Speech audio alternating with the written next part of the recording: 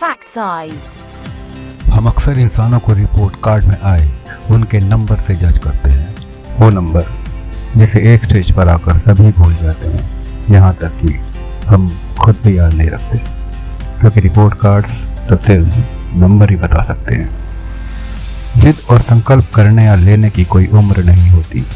जब ये हमें लग जाते हैं या हम इन्हें ले लेते हैं और जब पूरी निष्ठा और विश्वास के साथ आगे बढ़ते हैं तो हर डर, हर मुश्किल, हर चट्टान, हर ऊंचाई, हर समंदर को लांघ जाते हैं, क्योंकि हमारे सामने मौजूद किसी भी लक्ष्य से ज़्यादा महत्वपूर्ण उस लक्ष्य के बारे में हमारा नज़रिया होता है। हमारा ये नज़रिया ही हमारी सफलता और असफलता को तय करता है। जिद और संकल्प का मतलब सिर्फ सफल होना ही नहीं होता और सफल ना होने का मतलब सिर्फ असफल होना ही नहीं होता, बल्कि इसका सही अर्थ अपने असली मकसद को पहचानना होता है। इसका मतलब पूरा युद्ध जीतना होता है, ना कि छोटी मोटी लड़ाइयाँ। और जब जिस उम्र में हम इस युद्ध को जीत लेते हैं तो वो उम्र बस गिनती का नंबर बनकर रह जाती है। जिस तरह दुनिया का कोई भी रिपोर्ट कार्ड किसी बच्चे या इंसान की काबिलियत को नहीं बता सकता, उसी तरह उम्र के किस पड़ाव पर कुछ करने की जिद और पाने का संकल्प लग जाए कोई ग्रंथ, पुराण, बाइबल, कुरान नहीं बता सकता। इसलिए रिपोर्ट कार्ड और उम्र की गिनती के नंबर को छोड़िए और सीखने समझने पर जोर दीजिए। अपनी काबिलियत के पौधे को मेहनत और सीख की खाद और लगन और निष्ठा का पानी तो दीजिए। नंबर तो हाथ बांधकर सब कुछ छोड़कर आपके पीछे पीछे दौड़ते हुए आएंगे। ऑलराइट गाइस, क्या हालचाल, स्वागत है आप सभी का। गाइस, मोटिवेट रहने के लिए वीडियो के अंत तक बने रहें और अपने सपने, संकल्प और जिद को और अधिक जिद्दी बनाए रखें। लाइक, शेयर और सब्सक्राइब के साथ बेल नोटिफिकेशन का ऑल भी प्रेस कर दीजिएगा प्लीज़, क्योंकि मोटिवेट रहने की एनर्जेटिक डोज यहाँ पर मिलती रहती है। तो चलिए आज की यात्रा शुरू करते हैं। देखते हैं आज कैसे जिद्दी बनाती है हमें।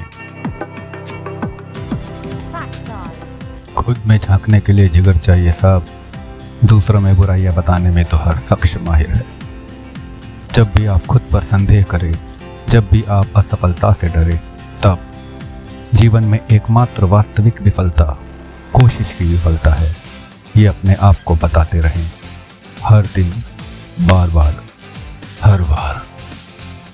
यहाँ तक कि अगर आप अभी नर्क के माध्यम से भी जा रहे हैं तो भी आपके जीवन का कम से कम 1% अच्छी तरह से चल रहा है। इस 1% के लिए आभारी रहें, इस 1% का आनंद लें, इसे सजो कर रखें। यह आपको अन्य 99% से निपटने और उन्हें परिवर्तित करने में मदद करेगा, क्योंकि आपके जीवन का हर नेक्स्ट लेवल आपसे आपके एक अलग वर्जन की मांग करेगा। जब आप फ्लो में अपने लक्ष्य की ओर पहुंच रहे होते हैं तो आप सबसे अच्छे तरीके से सीखते हैं। फ्लो एक महान स्टेज है, लेकिन फ्लो सीखने का सबसे अच्छा तरीका नहीं है। इसमें आप अपनी एबिलिटी के एज तक खुद को फैला देना चाहते हैं, लेकिन इसके लिए आपको बहुत बहुत मजबूत होना पड़ता है। आप सबसे बेहतरीन तब सीखते हैं जब आप अपने डिस्कम्फर्ट जोन में होते हैं। जब आप संघर्ष कर रहे होते हैं तब आप स्मार्ट से स्मार्टर हो रहे होते हैं। आप यहाँ अभ्यास करते हैं, बार बार पहुँचते हैं, गलतियाँ करते हैं, असफल होते हैं, उन गलतियों को महसूस करते हैं और फिर से पहुँचते हैं। जितना अधिक समय आप इस जोन में बिताते हैं उतनी ही तेज़ी से आप सीखते हैं। जीत हार का फैसला बाद में करना, पहले मुकाबला तो करो। हर उस चीज़ में रिस्क लो जो तुम्हारे सपने पूरे करने में तुम्हारी मदद करे। जब तक आप जीवित हैं आप किसी भी असंभव को संभव कर सकते हैं। आप किसी भी सामान्य को चमत्कार में बदल सकते हैं। आप चीज़ों को होने के लिए मजबूर कर सकते हैं, क्योंकि ना तो आप बहुत बूढ़े हुए हैं और ना ही बहुत देर। हार कैसे मान लूँ मैं वक्त, अभी तो बहुतों के मुंह पर ताले लगाने हैं। असल में वही जिंदगी की चाल समझता है जो सफ़र में धूल को गुलाल समझता है। ब्लड ग्रुप पॉजिटिव होने से कुछ नहीं होता। लाइफ में कुछ उखाड़ना है तो अपना एटीट्यूड पॉजिटिव रखो। जिंदगी एक रंगमंच है, किरदार ऐसे निभाओ साहब कि पर्दा गिरने के बाद भी तालियां बजती रहे।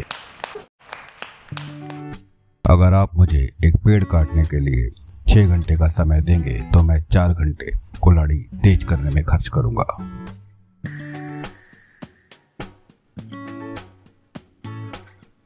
तुलसीदास से उसका परिवार, उसकी पत्नी और 2 बेटे बहुत प्रभावी हैं, क्योंकि वो स्नूकर में माहिर है और उसे चैंपियन होना चाहिए। लेकिन आज तक वो एक भी फाइनल नहीं जीता, जिसका एकमात्र कारण उसकी शराब की आदत है। 1994 के फाइनल से एक दिन पहले भी तुलसीदास अपने छोटे बेटे मिडी को आश्वस्त करता है कि इस बार वो ही जीतेगा और ट्रॉफी मिडी को देगा।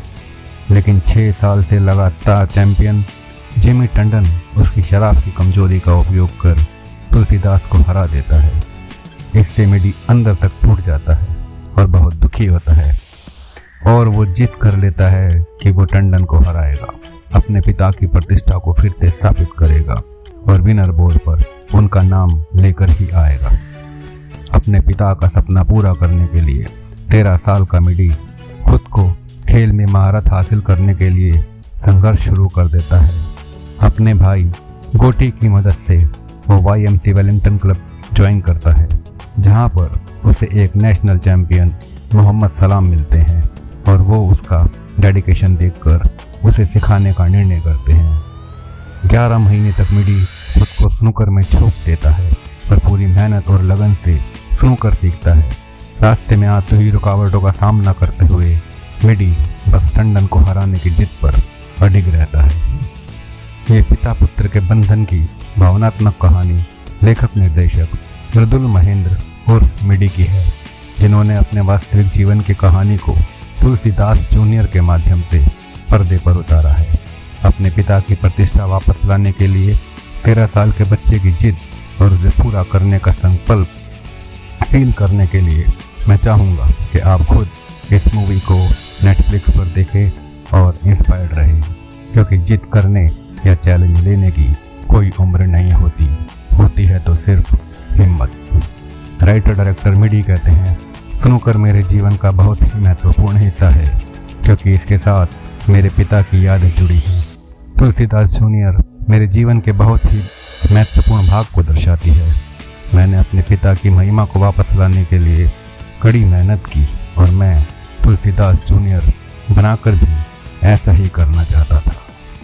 ओके गाइस, वीडियो अगर अच्छा लगा हो तो लाइक और शेयर जरूर करें और चैनल पर अगर पहली बार आए हैं तो सब्सक्राइब जरूर कर दीजिएगा प्लीज़।